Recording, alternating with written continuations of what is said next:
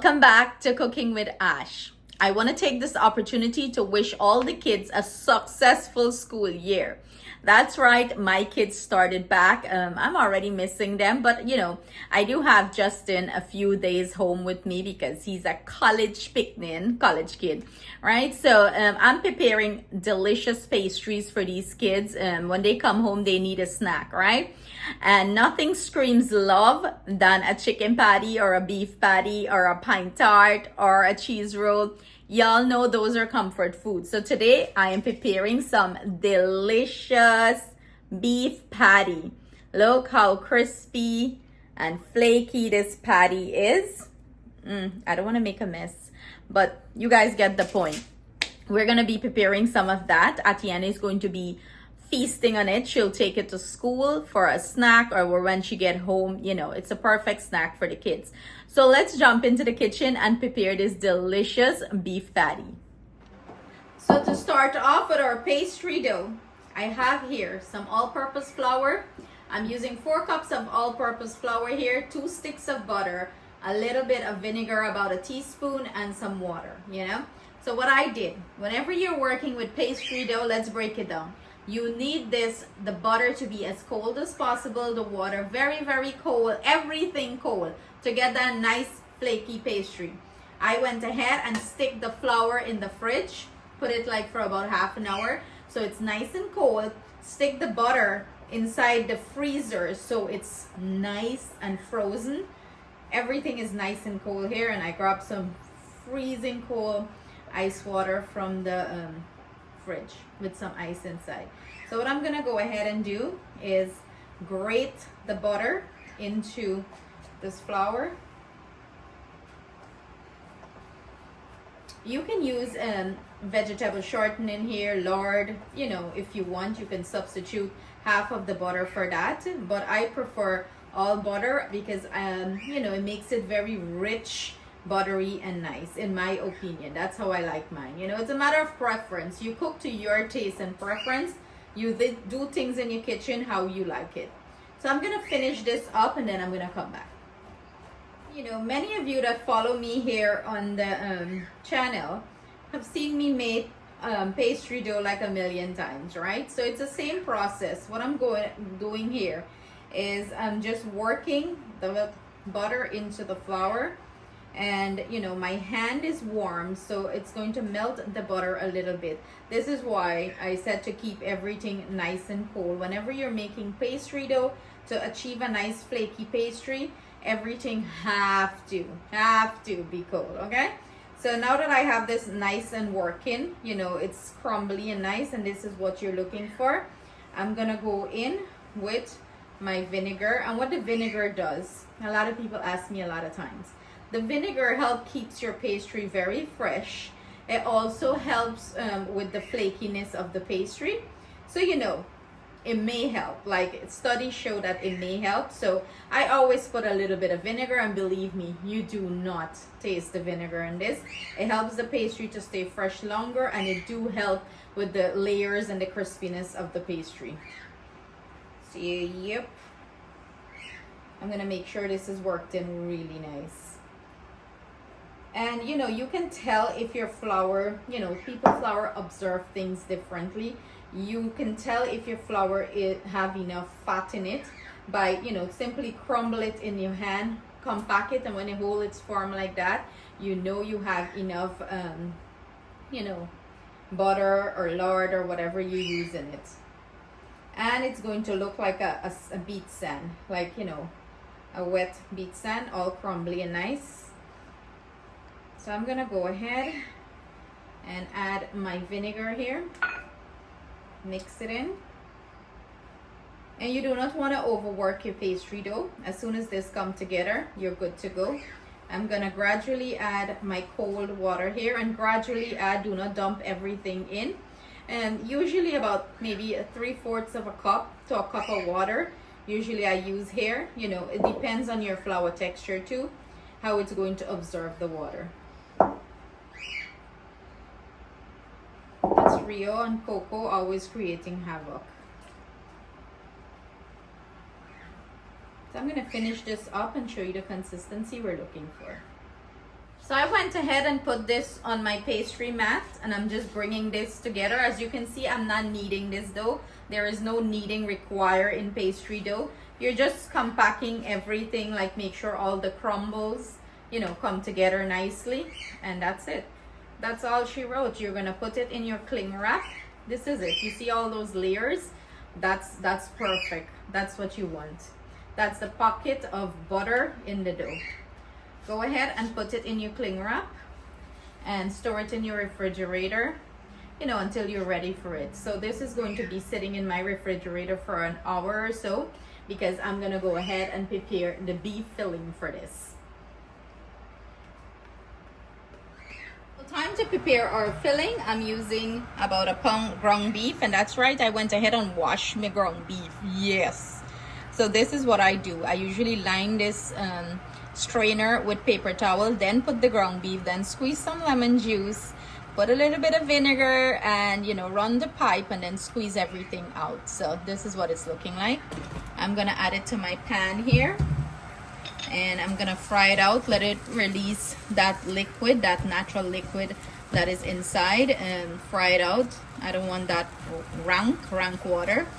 So we're gonna do that before we add any other seasoning to this pan. We have all that liquid burned out. We're going to start adding our flavoring, our aromatics, and I'm gonna go in with everything. Everything I'm using will be listed in the description box below for your convenience. So basically, you know, some onions, some green seasoning. I have there some peppers, some cilantro, some scallion, some garlic and ginger paste. You want to flavor this meat up really nice so you have a delicious pie. You know, it tastes really good. And I'm gonna go in with some dry seasoning. Again, everything that I'm using will be listed in the description box below for your convenience. And you want to mix everything in well and let everything saute.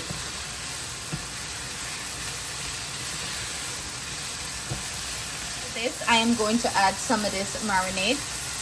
If you don't have this, again, you can use some sweet soy sauce to give it that beautiful color, and you know, it's going to be juicy and nice. Now I'm gonna go in with some carrots, and these are optional. You know, if you don't want carrots in your beef patty, you don't have to add it. I'm gonna go in with some green peas. The kids love this, so this is why I'm adding this to my filling. And I am going to add some sweet corn.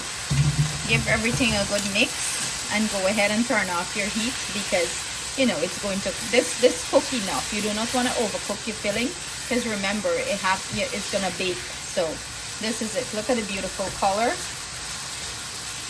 so vibrant. Go ahead and taste it for salt, but I know mine have enough salt, so I don't have to taste it, but feel free to taste it. And this is what it's looking like. Our filling is ready. We're gonna let this completely cool down before we start rolling out our pastry dough and filling it with the filling. So our pastry dough been resting for about an hour in the refrigerator. So I'm gonna go ahead and roll this out. Our filling is nice and cooled down. You can do little balls if you would like, but I'm just gonna roll this entire dough out and cut it. And you can see all the nice pockets of butter in here. As a trial growing up, I love beef patty and chicken patty. My mom used to make this a lot for us. When we come home from school, we used to get nice treats. My mom would make either pine tart, cheese roll, chicken patty, beef patty, you name it. Like, she'll make it for us, and as soon as we come home, we'll get that with either some lime wash or Kool-Aid, and we'll go hustle down. We don't even eat. We would get that and we'll hustle down and go down to Madarsa. Back in the days, those were the thing. You come home, you put on your little clothes, get your little treat, and you're gone. You eat on the way and go. You eat on the way and you're gone to madrasa. So for those who do not know what madrasa is, it's like you know, it's like how Christian have like Sunday school. You're going there to learn how to read the Quran and stuff like that. So That's what we used to do back in the days. Now what we have, you can see all the pieces of butter in this dough. It's going to be nice and flaky, just how I like it. Now that we have it nice and rolled out, like a 1/4 inch thickness, I'm using a glass. Put some flour at the tip. Ooh. And I'm gonna start cut out some circles here.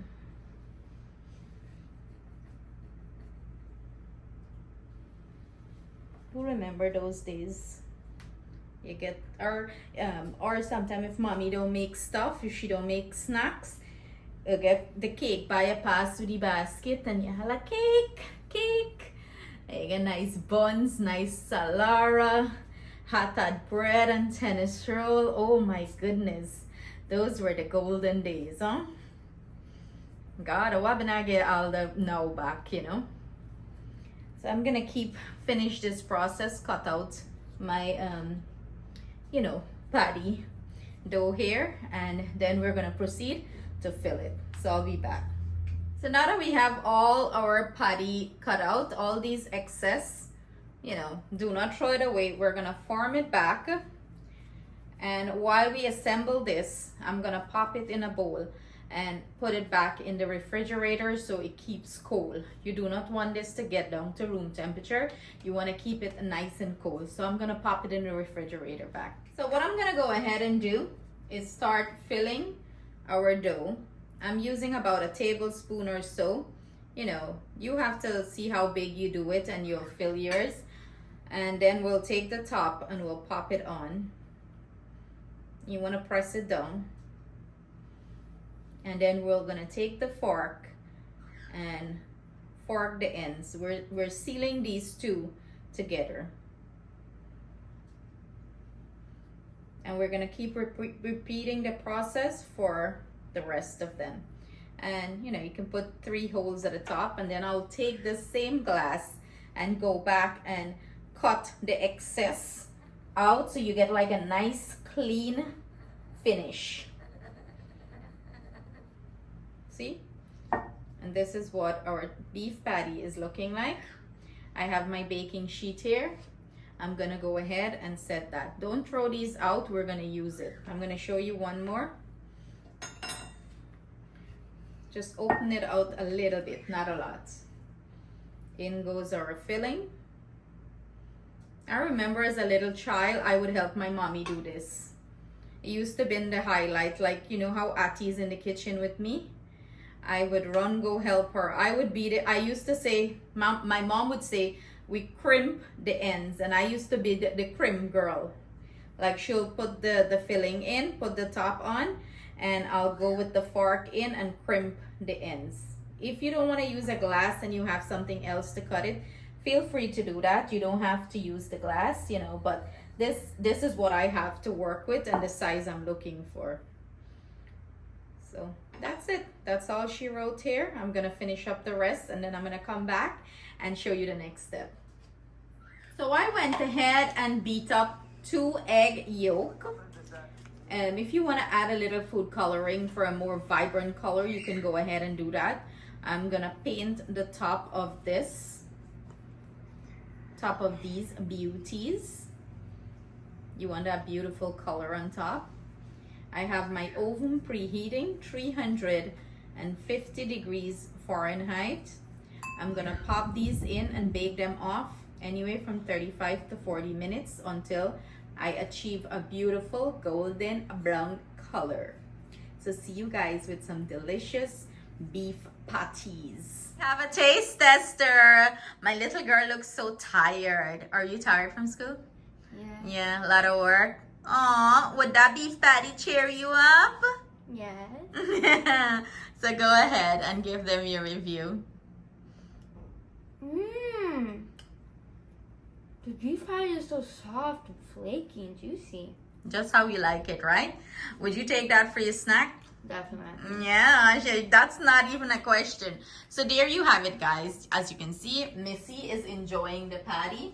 And I hope you guys give this recipe a try. Look at that flaky patty. Look, focus camera. The camera never focuses when you want it to focus.